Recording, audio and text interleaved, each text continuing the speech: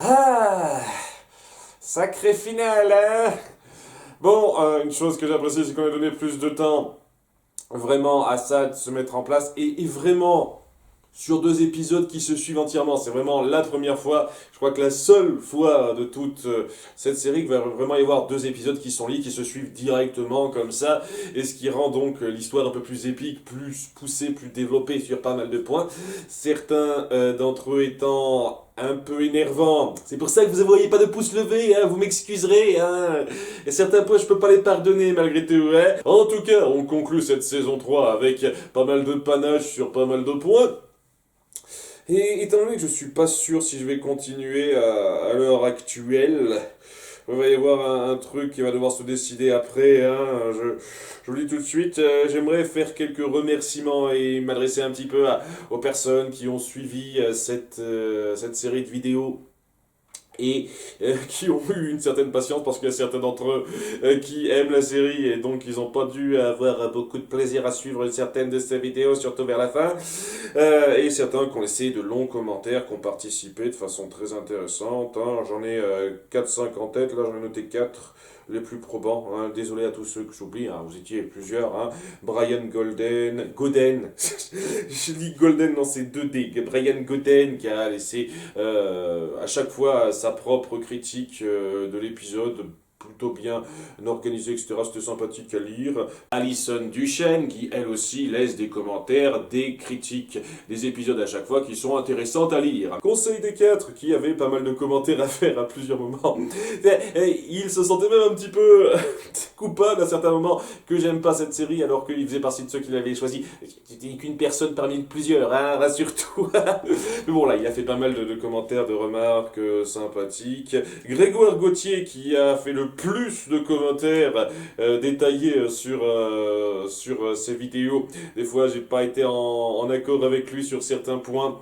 Donc désolé si je me suis montré un petit peu casanier avec toi pour faire un euphémisme, je j'ai quand même beaucoup d'estime et je suis très content de voir qu'il y a quelqu'un qui est prêt à s'investir autant dans les vidéos que je fais et j'ai lu une bonne partie de tes critiques, certaines avec lesquelles donc je ne suis pas d'accord, mais il y en a une partie qui était sympathique à voir et j'ai apprécié lire une bonne partie de tes commentaires. Ensuite CBRF, quelqu'un de très actif aussi en termes de commentaires, qui depuis quelque temps participe pas mal, il a participé pas mal à de nombreuses critiques des épisodes et j'en oublie. Voilà, il y en a des tas d'autres qui ont participé. Désolé à tous ceux que je ne cite pas, vous étiez nombreux. Hein, je vous remercie tous autant que vous êtes à avoir participé aux commentaires de cette liste de réac. Et ouais, je m'excuse un petit peu pour ceux qui apprécient la série et qui se sentaient peut-être un petit peu oppressés par ces vidéos, sachant que je vous forçais pas à les regarder, dans un sens. Mais voilà, je n'ai pas fait ces vidéos pour m'en prendre particulièrement en public. Si vous aimez cette série, vous savez quoi, tant mieux pour vous. Hein, je suis personne pour dire ce qui est bien ou mal dans l'absolu au bout du compte. Et honnêtement, je peux comprendre qu'on puisse être pris par la créativité de cette série, parce que je peux pas lui enlever ça. Il y a une certaine créativité dans certaines mises en scène et dans le visuel qu'on retrouve dans pas énormément de séries. Hein. Quand on compare un truc comme Les Légendaires que j'ai traité juste avant, c'est assez plat dans pas mal de recherches, dans pas mal de mises en scène, dans pas mal d'humour. Les Légendaires, cette série-là était beaucoup plus recherché, même si c'est pas recherché en bien pour moi à pas mal de moments, mais elle était quand même recherchée, on peut pas nier ça. Ce serait cool que ce soit recherché et réfléchi en même temps. Par un moment, ça aurait été cool, je trouve. Mais voilà, je peux pas nier qu'il y a une dimension artistique poussée un peu particulière dans cette série qui la fasse se démarquer par rapport à d'autres. Ça ne rattrape pas l'énorme problème de ton que j'ai avec cette série et cette façon complètement foireuse de totalement survoler des tonnes de développement qui seraient intéressants et de dépeindre votre univers de façon merdique au bout du compte en termes de mentalité. Ah, ça reste un énorme problème pour moi, mais je peux comprendre qu'on soit pris par la dimension artistique. Ça, c'est un truc, je comprends l'attrait à cet égard. Donc, ouais, je vais clairement pas dire que c'est une des pires séries que j'ai jamais vues ou quoi que ce soit, mais c'est une des séries les plus frustrantes que j'ai jamais vues sur certains points, et ça se ressent aussi un petit peu dans cet épisode, hein. Enfin voilà, on va commencer donc ce double épisode final où tout s'ensuit, où c'est donc Meteora qui est sur le point de s'attaquer à Muni, même si elle prend un petit peu son temps, puisque on montre qu'il s'est passé une période de temps un petit peu notable, hein, à partir du moment où Eclipsa est retourné au château à raconter ça. On insinue quand même qu'il s'est passé un certain laps de temps durant lequel Star se sentait un petit peu oppressé par ses nouvelles fonctions, quoi. On appuie ce laps de temps, alors que Meteora était en chemin aux dernières nouvelles, donc je comprends pas très bien cette logique de temporalité que vous mettez en place. Hein, une fois de plus. Mais ouais, quoi, il y a Eclipsa qui rapporte à Star ce qui s'est passé, et surtout ce qui s'est passé avec sa mère, comme quoi elle a été touchée par Meteora, et donc, ouais, elle était en mode très instinctive. C'est-à-dire que, ouais, elle s'écoutait plus trop, quoi, elle a foncé automatiquement vers un espèce de portail aux couleurs un peu particulières, et on était censé reconnaître que c'était forcément un portail qui l'amenait au monde magique. Parce que voilà, tout de suite, Star reconnaît que c'est le monde de la magie, la dimension magique, on l'avait vu une fois avant qu'elle elle ait plein pouvoir sur sa transformation en papillon, ce que vous n'avez pas du tout exploité avant cet épisode. Hein, c'est cool de montrer un changement de personnage et ne pas du tout l'exploiter pendant une demi-douzaine d'épisodes faciles. C'est intelligent, c'est aussi. Mais, ouais, quoi. Elle est au courant de ça, elle sait un petit peu ce qui se passe, mais elle a quand même pas mal de devoirs qui lui pèsent. Star, elle se sent un petit peu croulée sous le poids des responsabilités qui s'offrent à elle, sachant que son père n'est pas foutu de l'aider et qu'il n'y a personne de compétent. Voilà, et ça va être le gros problème, parce que je vous cache pas que ces 5-6 minutes d'intro sont un peu merdiques pour moi, hein. Ça commence pas sur les chapeaux de roue, hein, ce double épisode, non, hein. On appuie que tout le monde à Muni est débile. Les chevaliers sont débiles dans leur comportement, on appuie même qu'ils se comportent débilement. Et il y a une personne qui m'a dit en commentaire, je sais plus laquelle, et vraiment c'est pas pour insulter la personne, c'est pour insulter un argument une fois de plus, qui m'a dit en commentaire, ouais mais on les a jamais vus avant, c'est normal qu'on les appuie que maintenant, parce qu'ils sont pas censés avoir eu d'impact sur l'histoire avant, et mon cul, ils sont censés avoir eu un impact, ne serait-ce que dans le combat contre Tofi, quoi. Ils ont jamais combattu son armée, etc. Ils ont rien régulé pendant que River était au pouvoir et que ça partait n'importe comment à volo. Ils ont rien branlé pendant ce temps-là, quoi. Alors qu'on met en place une situation où les chevaliers devraient avoir un rôle à jouer. Mais non, on les a jamais rien vu branler avant l'épisode où on les a introduits lorsque Marco se faisait moquer pour être le nouvel écuyer de Star. C'est un truc, quoi. Quand on essaye de me reprendre sur quelque chose, sans réfléchir plus loin que ça m'énerve un petit peu, quoi. Oui, il y a énormément de situations, ils auraient dû être mis en avant, ces chevaliers, dans ce qu'on a montré, dans ce qu'on a mis en place avant, hein. Et là, quand on les met en place, c'est juste dire, ce sont des blaireaux. Et c'est tout ce qu'on fait pour la quasi-totalité des gens à Muni. Hein, il y a le haut commissariat qui essaye de participer au conseil pour se préparer à Meteora, et Star leur dit, vous êtes bannis, je veux plus vous voir à cette table, barrez-vous, donc je suis pas vos conseils. Ce qui est un petit peu con, tu m'excuses Star, parce que aux dernières nouvelles, il me semble que Romulus a genre l'arme ultime pour lutter contre ce genre de créatures, hein. Je veux dire, l'ordre du jour, c'est clairement Meteora qui fout la merde. Donc Romulus, il arrive, il la cristallise, et puis voilà. Il a fait ça avec tout le monde. Il a fait ça avec Eclipsa, qui, d'après ce qu'on voit, a plus de pouvoir qu'elle avec sa baguette, quoi. Il a fait ça avec tout le monde. Donc, vous m'excuserez, t'as une option super viable pour arriver à débarrasser de Meteora qui fout la merde, tu la balances et on n'en entend plus parler. Romulus et Spacetime, ils se barrent et ils vont dans leur coin, on n'en a plus rien à foutre d'eux. C'est ce genre de choses, on force ça, parce qu'on sait que si on veut les mettre en avant, ça pourrait résoudre le problème trop facilement. Pareil, Spacetime, on a vu avant qu'il avait le pouvoir de faire des trucs super grands, etc. On l'exploite pas parce que on sait clairement que si on essayait de le mettre plus en avant, ça fausserait tout le jeu, quoi. Il faut qu'on mette en avant les menaces, les conflits, et il ne doit pas se régler super facilement. Donc ça me fait un petit peu chier de montrer ça, quoi. Si c'était pour dire on les a reniés, ils peuvent plus nous aider, il fallait le faire avant, pas à ce moment précis où vous êtes au pied du mur, quoi. Il fallait le faire avant, il fallait faire montrer un moment où Star et Moon les ont reniés parce qu'ils les ont trahis, ils ont menti. Et à ce moment-là, ok, ils participent pas, ça aurait été beaucoup plus acceptable. Mais vous faites maintenant parce que vous y pensez que maintenant. C'est ce genre de conneries qui me fait chier, je vous le cache pas, hein. Pensez à vos détails en avance, bande de connards, s'il vous plaît, s'il vous plaît. De toute façon, là, on sent dans ce début donc d'épisode qu'ils ont pensé à certains détails qui font un petit peu discontinuer avec ce qu'on a mis en place pour essayer de rattraper un peu le coup. Et tout ce que ça fait, c'est juste me rappeler à quel point vous étiez des scénaristes de merde dans beaucoup d'épisodes. Et vous essayez de rattraper le coup, de mettre un pansement sur une plaie bien ouverte, bien grande, et ça marche pas. Vraiment pas pour moi. Hein. Donc vous voyez, cette reconnaissance que tout le monde au château est une bande de branques qui sont pas foutus de prendre des décisions par eux-mêmes. Donc, comme au moment où River était géré le coin, ben voilà, on essaye de rester cohérent avec ça. Oui, tout le monde a Munich une bande de débiles pas foutus de s'occuper de soi-même. Mais il y en a un qui sait faire preuve de responsabilité, qui sait réfléchir à l'avance, et c'est Lavabo, le chevalier de la laverie. On l'appuie, quoi. On monte ce personnage, ça sert à rien, hein, mais c'est histoire de dire, ouais, il y a lui qui sait se débrouiller, qui sait un peu réfléchir par lui-même, contrairement aux autres. Et Star se dit, ah ouais, peut-être qu'il faut l'emmener, lui, mais non. Non, en fait, c'est juste histoire de faire un gag. Et il vient de rappeler que tout le monde est débile. Voilà, c'est une fois de plus, hein, je suis désolé de me répéter, mais c'est le truc qui fait que je suis pas pris dans votre univers particulièrement. Vous appuyez qu'on a un peuple de débiles à sauver.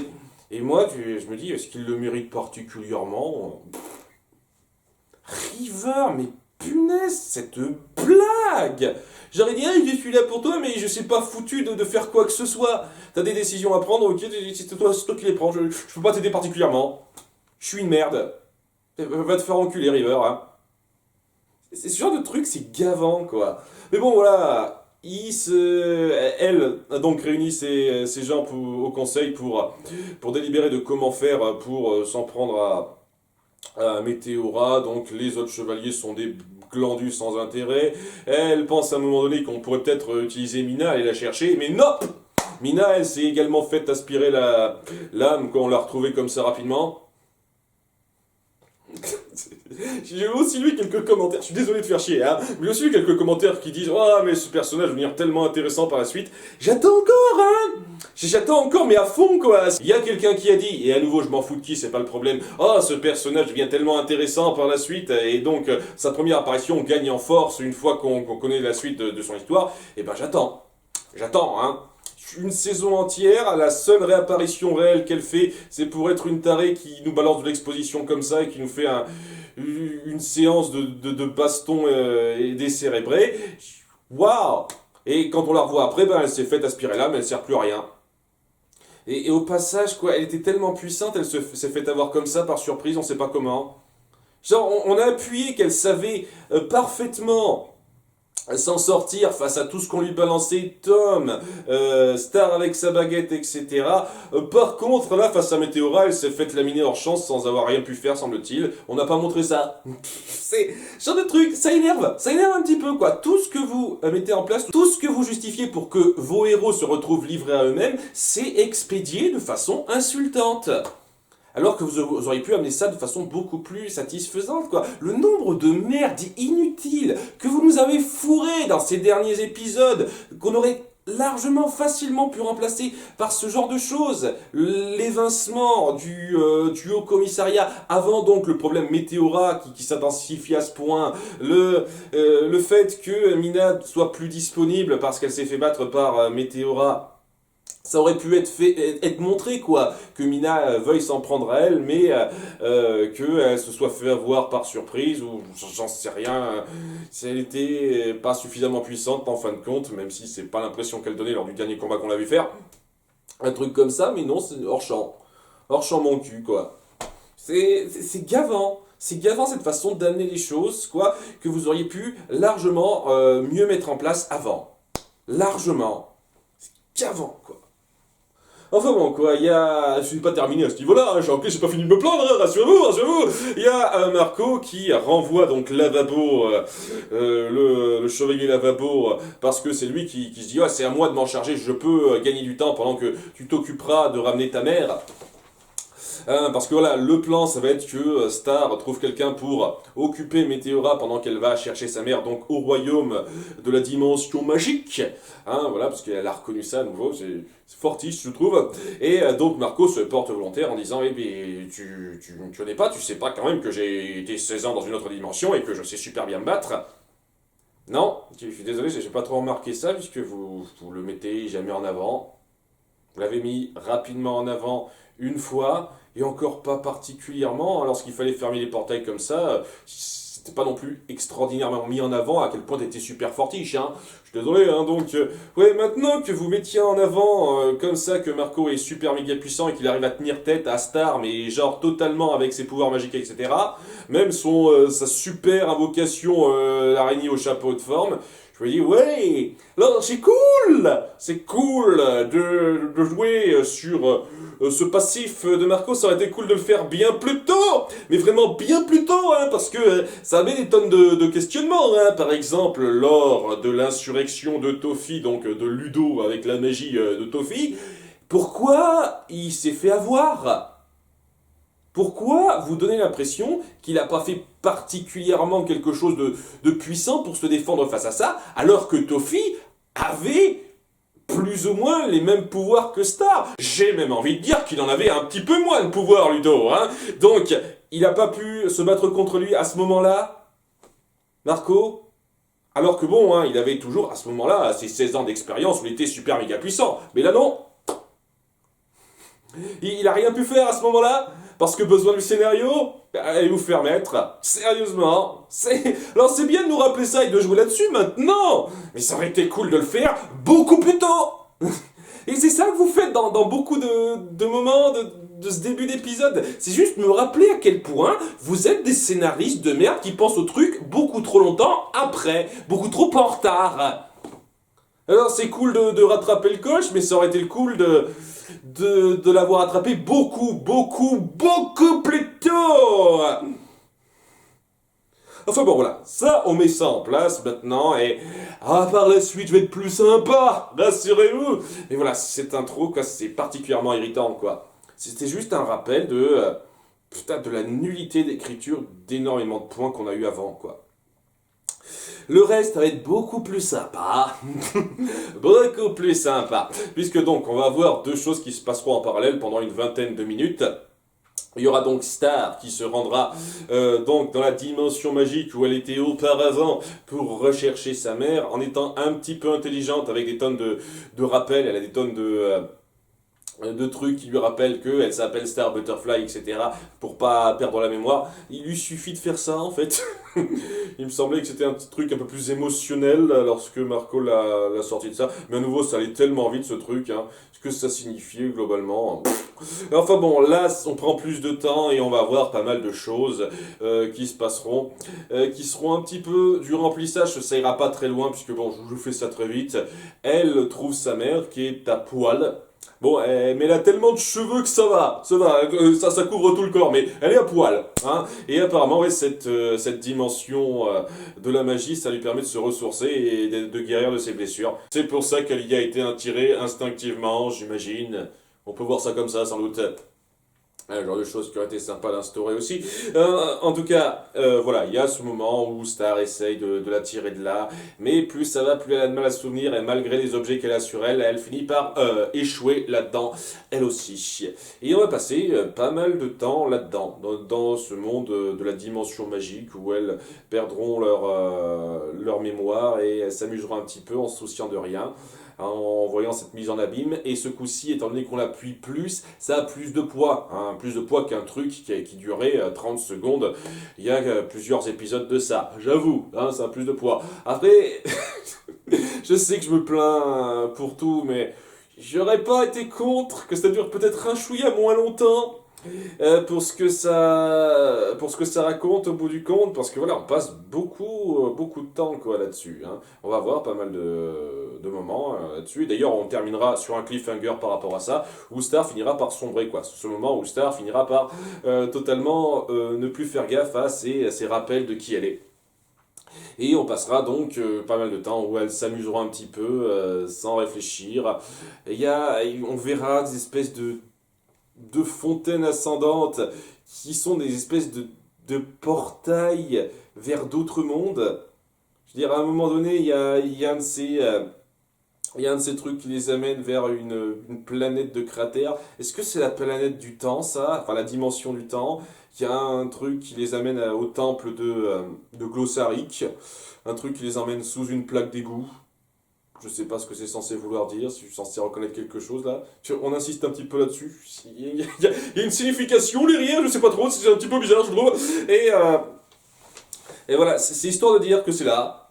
Mais au bout d'un moment, quoi, elles finiront par sortir de là, pas par leur propre volonté ou quoi que ce soit, mais parce que la licorne qu'on avait vue, donc il y a plusieurs épisodes de ça, donc création de stars, etc. Et ben en fait, elle les aperçoit et apparemment, durant les 5-10 secondes durant lesquelles Star lui a dit que sa place n'était pas ici, elle a été totalement convaincue par ça en fait. Alors, trop rapide, à nouveau beaucoup trop rapide dans l'épisode en question, mais j'apprécie quand même que vous appuyiez que il y a cette espèce de compréhension qui s'est mise en place, quoi. Qu'elle soit sauvée par cette création qui a compris qu'elle ne serait pas vraiment qui elle est, elle n'aurait pas vraiment sa place ici avec elle. Et donc elle accepte de les téléporter ailleurs que dans le monde magique. C'est-à-dire qu'elle retéléporte Star dans sa chambre, et Moon, je n'en ai absolument pas la moindre foutue idée. Alors, il y a énormément de choses qui sont pas super claires là-dessus et je peux rien dire parce qu'on n'a pas de réponse particulière à où est-ce qu'elle a été téléportée, Moon. Mais ouais quoi, elle atterrit pas à Muni alors que je comprends pas pourquoi la licorne ne la ferait pas téléporter à Muni déjà. Particulièrement pourquoi. Mais même si elle l'avait téléportée ailleurs, cette ailleurs où elle se serait retrouvée, Moon, elle ne devrait pas, je sais pas, tout simplement se souvenir de qui elle est et rentrer à la maison grâce à un portail qu'elle aurait créé elle-même avec ses pouvoirs, vu qu'apparemment, comme pour Star, elle peut le faire automatiquement avec sa transformation. Je vois pas pourquoi elle le pourrait pas. Donc, pourquoi elle est plus présente en fait? Où est-ce qu'elle a été téléportée exactement? Question. J'espère qu'on... Enfin, j'espère... Je sais pas. Je sais pas si je vais continuer à suivre ou pas. Donc, si je venais à continuer à suivre cette série, j'espère qu'on donnera une réponse satisfaisante. J'ai quelques doutes. En tout cas, ouais, ça c'était quand même un moment onirique bien fait, et je préfère largement que ça s'étende peut-être un petit peu trop que ce soit complètement accéléré et expédié, comme dans le premier épisode où on avait eu cette dimension-là. C'était quand même beaucoup plus satisfaisant à ce niveau-là, et ça appuyait une espèce de menace particulière qui passait bien. Honnêtement, voilà, j'ai quelques petits détails à redire à nouveau, surtout par rapport à la fin avec où se trouve Moon. Et là, ça dépendra de la suite, mais globalement, c'était plutôt bien fichu, quoi. Et parallèlement, donc, on va avoir Marco qui s'occupera de retarder Météora. Et pour ça, il se trouve pas seul, mais il fait appel à tous ses potes pour ça. Il fait appel à Tom, il fait appel à Kelly, il fait appel à Ekapu, il fait appel aussi à Ponyhead, hein, qui sera juste une blague. Oui, je parle rapidement, quoi. Si je participe vaguement, elle fait la conne et au bout d'un moment, elle se fera aspirer son âme. Elle sert à rien, c'est une blague, cette fille. Elle m'énerve à ce point, je vous jure. Mais bon, elle essaye de participer au moins. On peut pas lui enlever ça. C'est déjà mieux que rien. Et ouais, il y aura d'autres personnages. Il y aura la pète de Kelly qu'on a vu à quelques reprises, j'en parle pas trop parce que je vois pas ce qu'il y a de particulièrement intéressant à dire. Et il y a l'homme de main qu'Ekapu avait engagé pour remplacer Marco lorsqu'il était plus trop disponible pour arranger les brèches qui étaient faites, les portails. Voilà, et on raconte rapidement qu'apparemment elle aurait un petit béguin pour lui et Capu. Et donc, ouais, elle aurait pas particulièrement le béguin pour Marco, c'est juste une relation amicale. Ok. Je dis, vous nous balancez ça comme ça, très bien, comme vous voulez, si tu veux, si tu veux. Enfin bon, là, c'est une préparation de plan pour ramener Météora dans un piège où elle sera entourée de flammes, et apparemment, comme les monstres ont peur des flammes, ils se disent que, ouais, on pourra la piéger comme ça. Et donc ils mettent ça en place. Il y a pas mal de moments assez intéressants avec Tom. Tom est pas mal mis en avant et j'avoue que c'est plutôt bien fichu. Hein, Kelly, honnêtement, sérieusement, la façon dont est géré Kelly dans toute cette saison 3, quoi, je vois pas pourquoi vous avez autant insisté sur elle. Elle est sans intérêt. Hein. Mais bon, elle participe, elle se bat bien, quoi. Enfin, si vraiment, dans le terme combat, elle s'en sort bien. Et, ouais, et Capu aussi participe bien. Même le mec s'appelle Todd, il me semble. Ouais, le mec griffon avec des gros abdos, tout ça, il passe plutôt bien pour le petit rôle qu'il a à faire. Je trouve qu'il passe bien ce personnage, quoi. Hein. Dès lors qu'on vire un petit peu les personnages sans intérêt et qu'on s'attarde sur eux, ils forment une bonne dynamique de groupe. Et ça fait plaisir de voir que, ouais, c'est pas juste nos héros centraux, nos 2-3 héros centraux, qui se chargent du problème, quoi. Il y a tout un groupe qui se forme et qui participe au problème. Je vous jure, ça fait plaisir de voir ça, enfin! Enfin, où vous étiez lors de l'attaque de Ludo Toffee, merde. Donc, voilà, il y a un piège qui se met en place. On essaye de jouer quand même sur le passif entre Odieuse et Marco, histoire de dire que ouais, le fait que cette Météora soit également odieuse, ça joue un petit rôle réellement, ce coup-ci. Voilà, c'est le seul moment où j'ai l'impression que ça joue un petit peu, quoi. Le fait que on essaye de rebondir sur le fait qu'elle déteste Marco. Et qu'on joue un petit peu sur les mots à la fin lorsqu'elle dit «Ah, je me suis attaqué à la mauvaise princesse depuis tout ce temps». C'était pas mal. C'était pas mal pour jouer un petit peu sur ce double rôle qu'elle avait. Alors qu'avant, pour moi, c'était vraiment une petite connerie qui venait comme un cheveu sur la soupe. Pourquoi il fallait que ce soit odieuse pour rien. Là, au moins, on joue là-dessus. Je maintiens quand même que ça aurait été beaucoup plus fort si Météora n'avait pas été odieuse, mais quelqu'un d'autre entièrement. Je sais pas si vous aviez mieux mis en place odieuse, quoi. Mieux mis en place son lien, sa nature monstrueuse, parce que vraiment, à nouveau, rien du tout, quoi. C'est ce genre de choses qui calment un petit peu, personnellement. En tout cas, voilà. Le plan se déroule et le premier plan marche pas. Genre du tout, quoi. Et il y a Marco qui attire Météora dans le piège, mais très vite, elle sait éteindre les flammes, donc ça marche pas trop. Et donc, elle se défait d'une partie de notre groupe, hein, c'est-à-dire les blagues. Les persos secondaires et les blagues. Hein. Donc, ouais, Ponyhead est l'une des premières à se faire aspirer l'âme. Ça m'a fait plutôt sourire à ce moment-là parce que oui, je me disais tout de suite.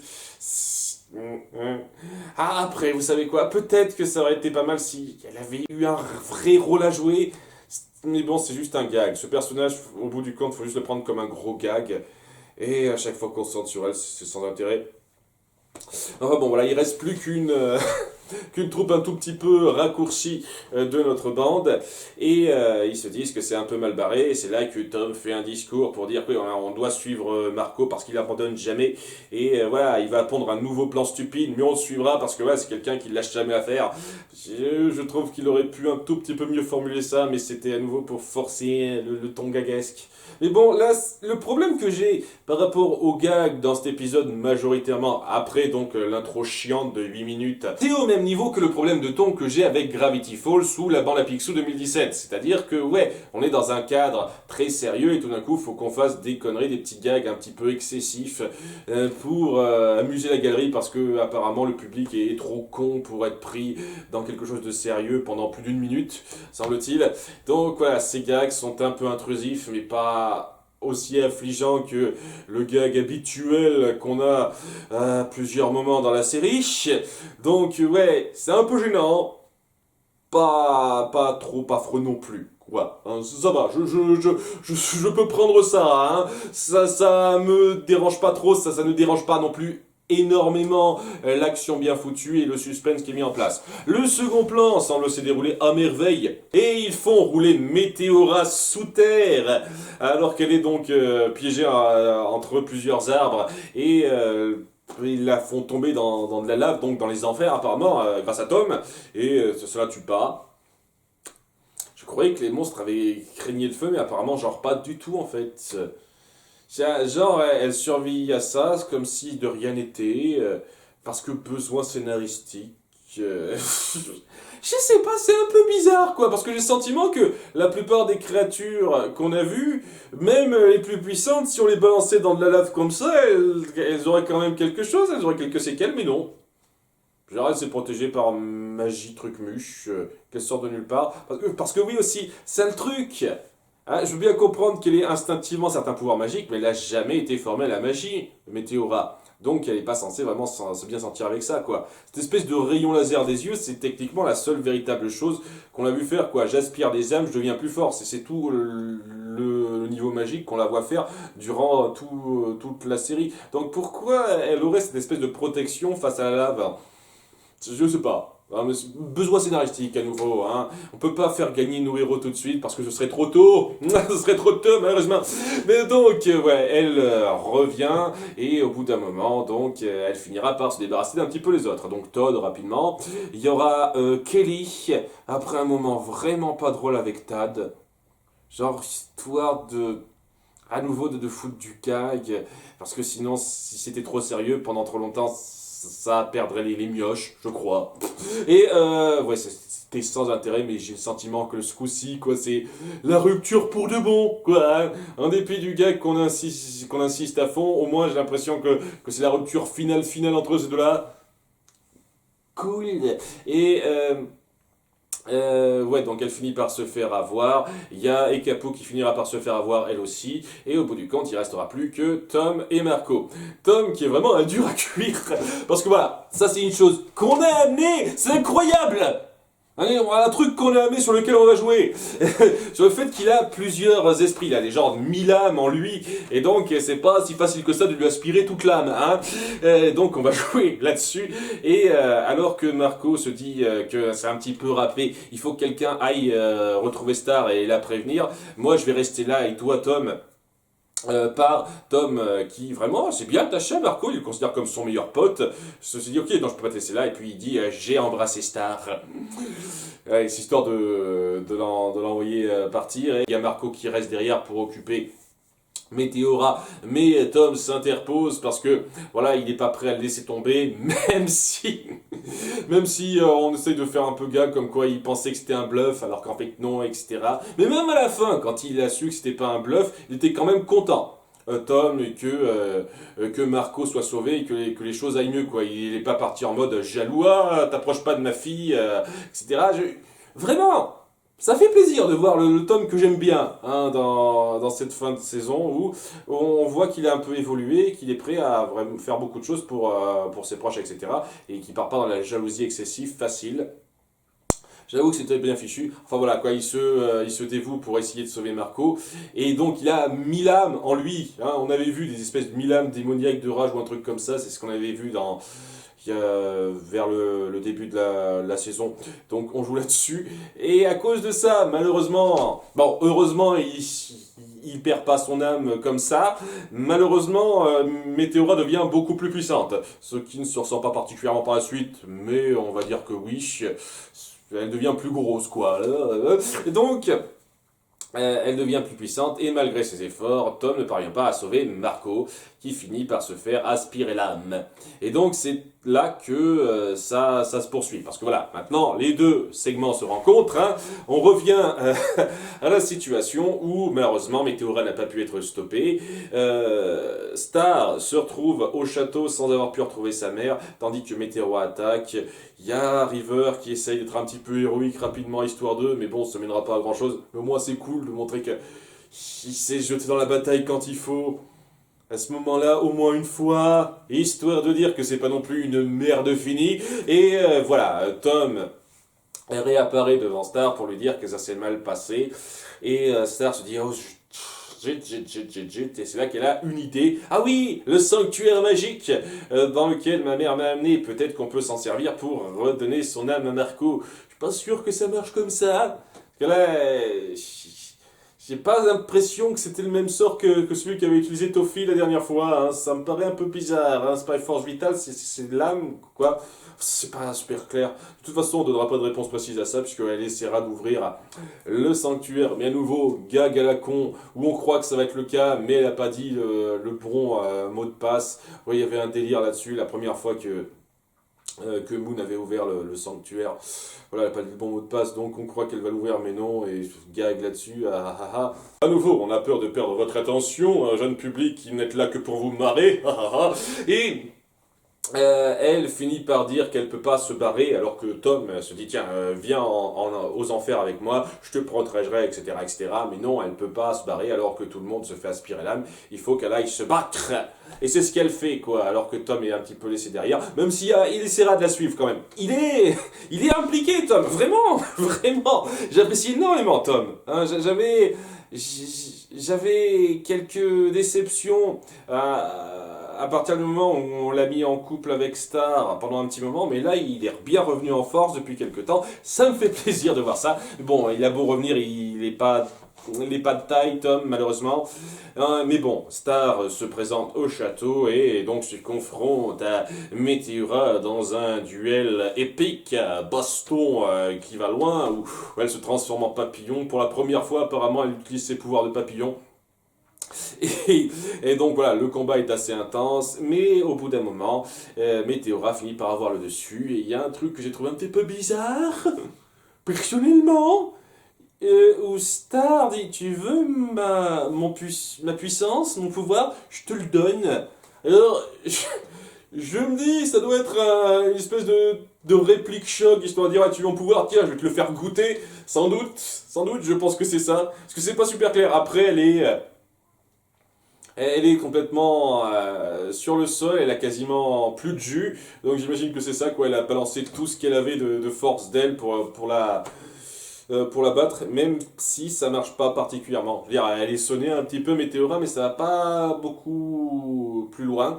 Et donc tout a l'air d'être perdu, mais c'est là qu'Eclipsa arrive, la risqueuse, elle prend la baguette et en deux temps, trois mouvements, paf pouf, elle se débarrasse de Météora. Dans un moment qui au début semble vraiment super touchant, parce que elle a l'air d'être prête à concéder de mettre un terme à la vie de sa fille pour sauver tout le monde. Et ça lui tire les larmes, etc. Au bout d'un moment, donc très rapidement, malheureusement, elle nous pond un sort qui englobe sa fille et qui semble la faire exploser carrément. Et juste après ça, bah, tout le monde récupère son âme. Hein, tous les gens qui flottent en l'air, oui, parce que oui, ça fait flotter les gens.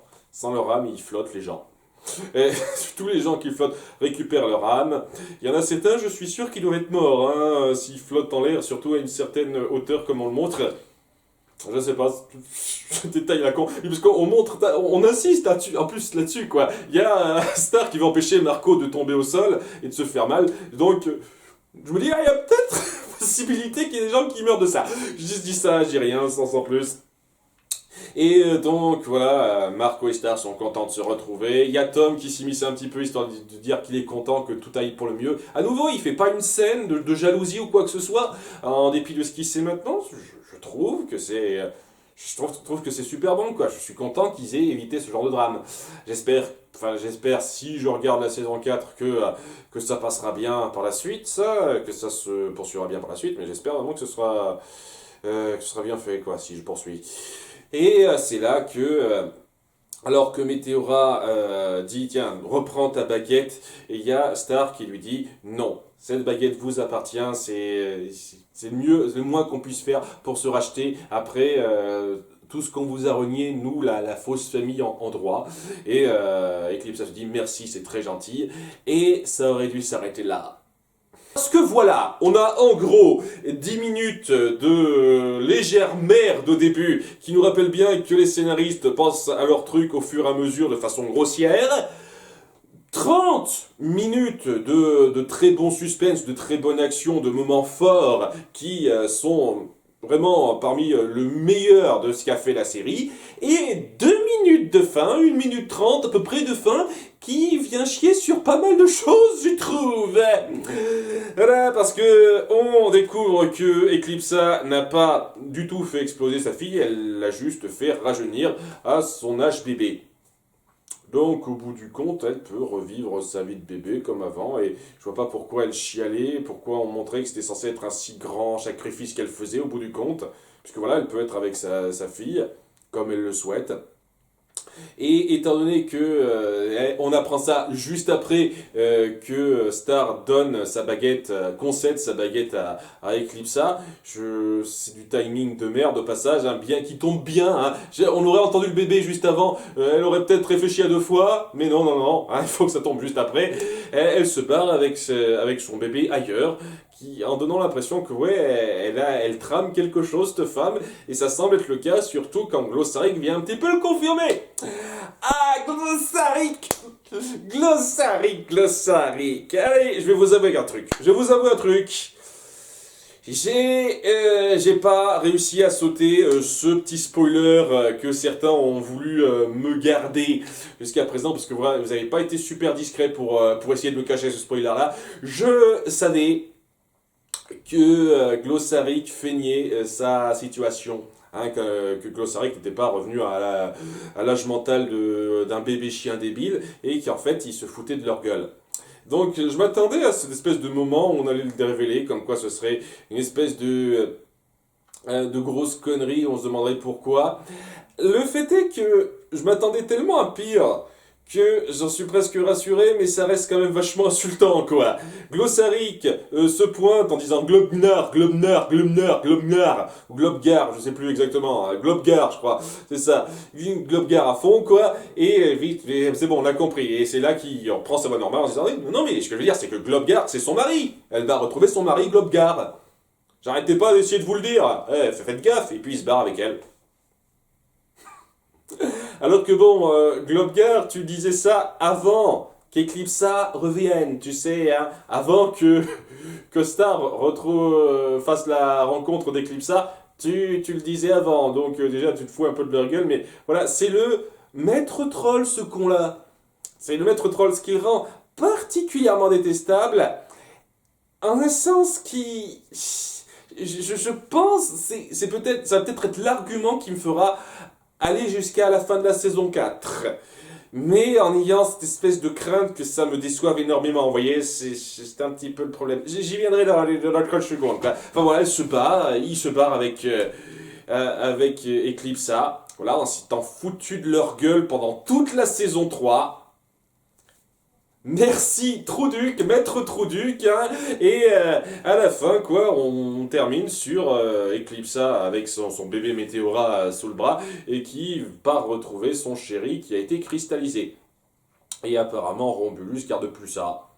Parce que merde, il a été viré du haut commissariat, enfin, il a été viré de la table de conseil, il ne garde plus ses trucs, il en a plus rien à foutre apparemment. Donc ouais, j'imagine qu'elle va le libérer. Est-ce que ça veut dire que... Au bout du compte, elle est méchante. Au bout du compte, elle va laisser son mari causer la destruction parce qu'il l'aime ou une connerie comme ça. Qu'est-ce que ça veut dire en fait? L'implication derrière ça, la façon dont on met en place la chose, ça donne l'impression que c'est vraiment totalement une mauvaise chose qu'elle retrouve son mari, qu'elle ait plus de pouvoir, etc. Ça donne presque cette impression-là, en dépit du fait que, juste avant, elle a sacrifié, enfin, sacrifié entre guillemets, elle s'est mise en avant pour sauver tout le monde. C'est un peu bizarre, je trouve. C'est un peu bizarre, c'est un peu contradiction, quoi. Et donc, à nouveau, ça dépendra un petit peu de comment ça sera géré par la suite, mais si vous venez à montrer par la suite que cette espèce de gros monstre Globgar est en fait un sale type qui veut foutre le bordel...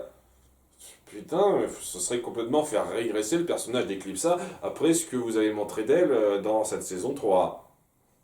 Vraiment totalement régressé. Donc, je sais pas, j'ai énormément de craintes en fait. Et puis ça va beaucoup trop vite, cette espèce de révélation comme quoi, ouais, son mari il est encore présent.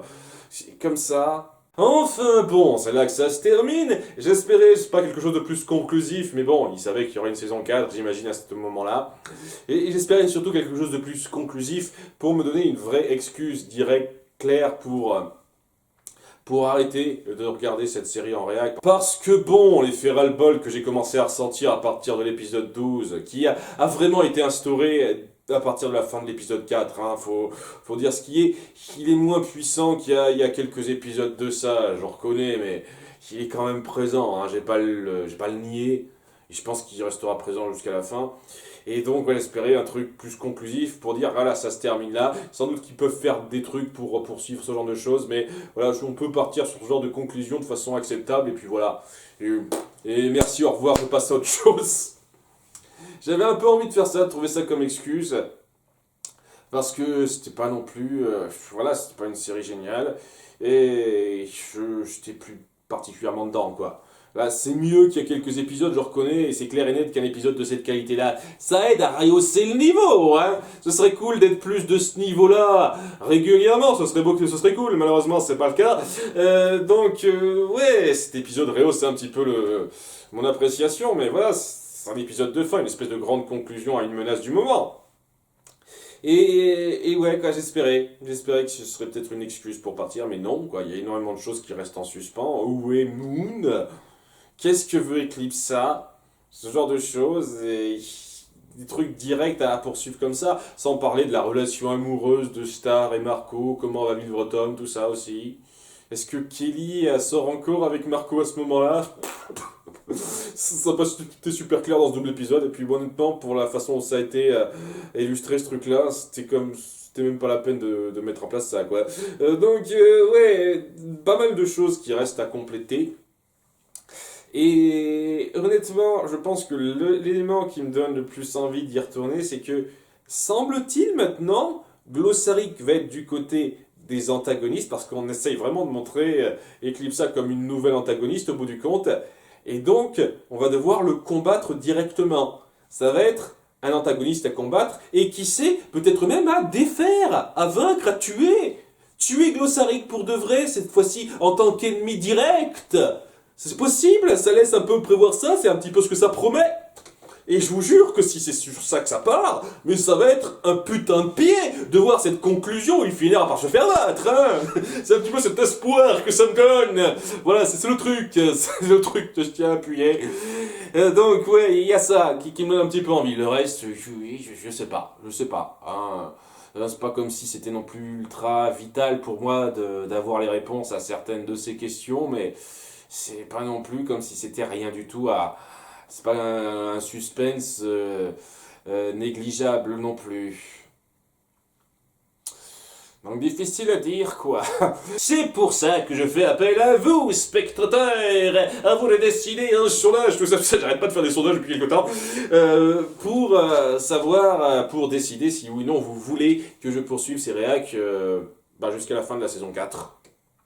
Pour moi, c'était impératif de finir au moins la saison 3, parce que là, je suis parti, autant aller jusqu'au bout de la saison quand même, au bout de l'arc Météora.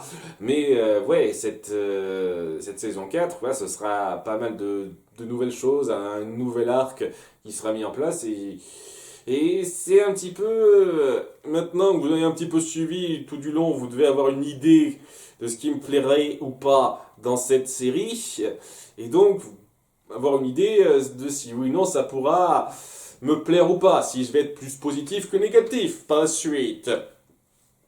À nouveau, j'ai eu des commentaires, j'ai lu un commentaire comme quoi ça devenait beaucoup trop sérieux par la suite. C'est tout ce que j'attends depuis des lustres, que ça devienne plus sérieux. Donc, si c'est le cas, tant mieux, mais je me fais pas trop d'illusions. Je sens que ça va être un petit peu le même ton. On change pas une formule qui marche, semble-t-il. Une formule qui gagne, en tout cas. Donc à vous de voir si vous connaissez un petit peu vers où ça part, si ça va me plaire ou non, et donc si ça vous donne envie ou pas que je continue. C'est-à-dire, est-ce que ça vous ferait plaisir que je continue à être aussi aigri dans mes réacs pour la suite, ou si vous pensez sincèrement que ce qui va sur la suite va être plus positif et donc que ce sera intéressant pour moi à voir, ou est-ce que vous en avez un petit peu marre que je défonce cette série et vous voulez arrêter les frais, ce que je peux parfaitement comprendre, hein, largement.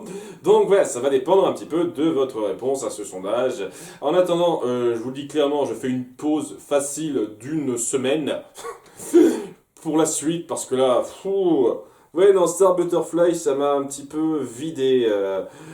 Pas forcément en termes de travail, mais surtout en termes de crise de nerfs, quoi. Il y a énormément de choses qui m'énervent dans cet univers, je vous jure.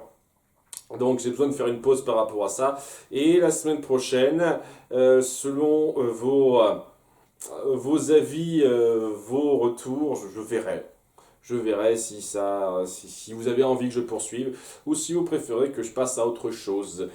Disons que voilà, cet épisode m'a plus redonné confiance, m'a redonné un peu plus de joie à voir ce truc-là, parce que il faisait gaffe à pas mal de choses, et voilà, on prenait en compte tout le monde. C'est important. On prenait en compte l'émotion de la chose, on prenait en compte tous les personnages mis en place. C'était ces genres d'attention au détail et de sérieux qui est montré qu'à 70% du temps dans cet épisode, qui me fait plaisir de voir et que je vois malheureusement pas souvent. Donc c'est pour ça que j'ai quand même très apprécié cet épisode, pas au point de lui mettre un pouce levé parce qu'il y a quand même la grosse connerie du départ. Hein. Vraiment, les 10 premières minutes sont gavantes et ça rabaisse un petit peu trop malheureusement pour être considéré comme un épisode pouce levé pour moi. Mais voilà, c'est quand même un bon épisode, je vais pas le nier. Un bon double épisode, hein, le seul double épisode. Donc, est-ce que sur cette note, vous avez envie que je poursuive ou pas? On verra par la suite, je vais éviter de trop me répéter. Merci d'avoir suivi, à bientôt pour de futures vidéos. Bye!